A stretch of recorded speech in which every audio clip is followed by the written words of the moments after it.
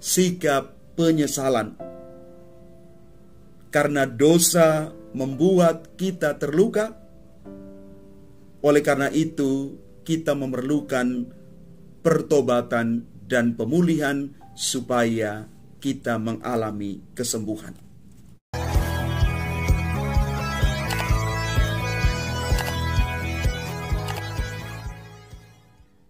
Salam Bapak Ibu, Saudara dan Saudari, sahabat-sahabat terkasih dimanapun Anda berada.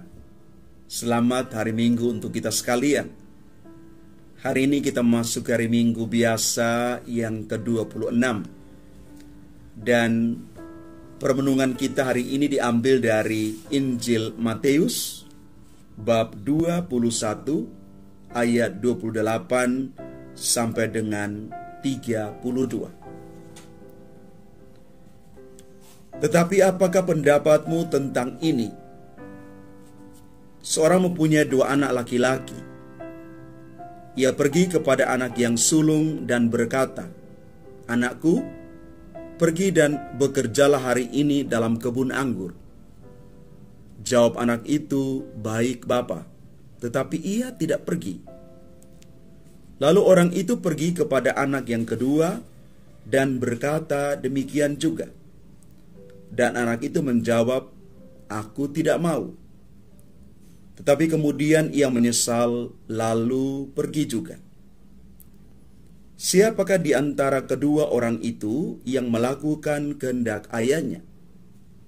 Jawab mereka, "Yang terakhir." Kata Yesus kepada mereka, "Aku berkata kepadamu, sesungguhnya pemungut-pemungut cukai dan perempuan-perempuan sundal akan mendahului kamu masuk ke dalam kerajaan Allah. Sebab Yohanes datang untuk menunjukkan jalan kebenaran kepadamu, dan kamu tidak percaya kepadanya. Tetapi pemungut-pemungut cukai dan perempuan-perempuan sundal percaya kepadanya. Dan meskipun kamu melihatnya, tetapi kemudian kamu tidak menyesal, dan kamu tidak juga percaya kepadanya." Demikianlah sabda Tuhan, terpujilah Kristus. Bapak, Ibu, Saudara, dan Saudari yang terkasih,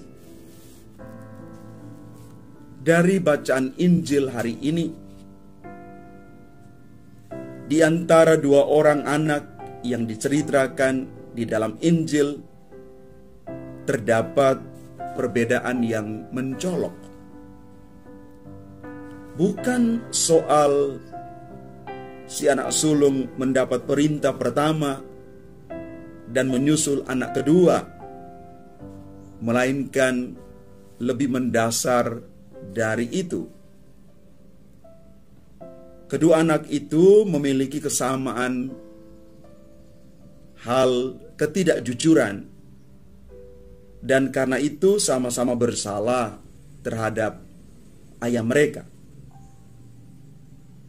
Namun kelebihan anak kedua adalah dia menyesal lalu pergi juga. Di sini Yesus mau menekankan bahwa dosa, salah, dan keliru itu merupakan gejala universal bagi manusia.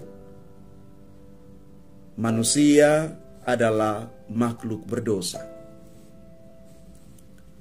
Namun, gejala universal itu tidak membenarkan manusia untuk tetap tinggal dalam kedosaan dan kesalahannya.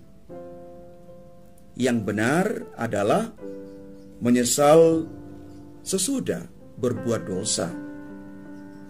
Yang baik adalah bertobat sesudah bersalah.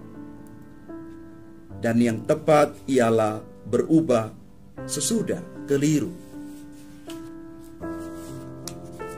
Bapak, Ibu, Saudara, dan Saudari umat Tuhan yang terkasih, dosa, salah, dan keliru merupakan bagian dari pengalaman hidup kita sebagai manusia. Semua dosa dan kesalahan itu biasanya melekat erat dengan peran atau panggilan kita. Namun, lebih penting dari itu adalah kita harus segera mengambil sikap sesal dan tobat untuk membangun diri dan hidup. Kita memerlukan perubahan dan pertobatan. Karena itu, Karl Popper menyatakan bahwa manusia itu bersifat salah, dan di atas kesalahan dan kekeliruanlah hidup kita bisa berubah.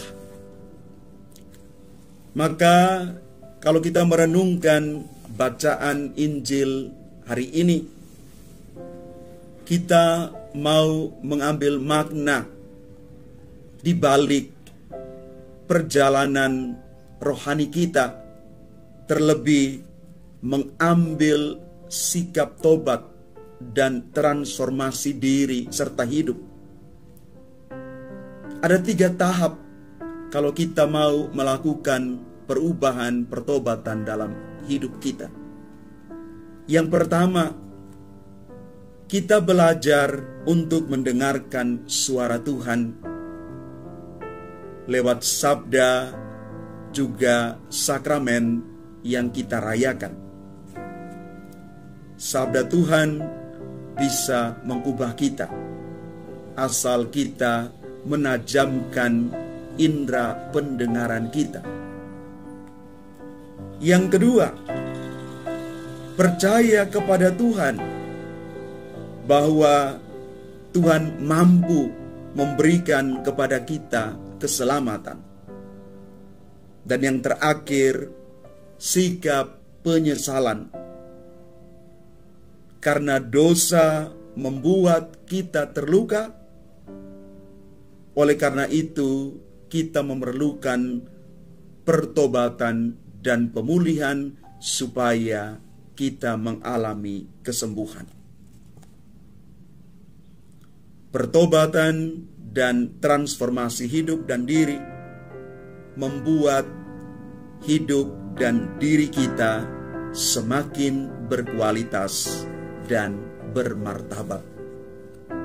Tuhan memberkati kita sekalian.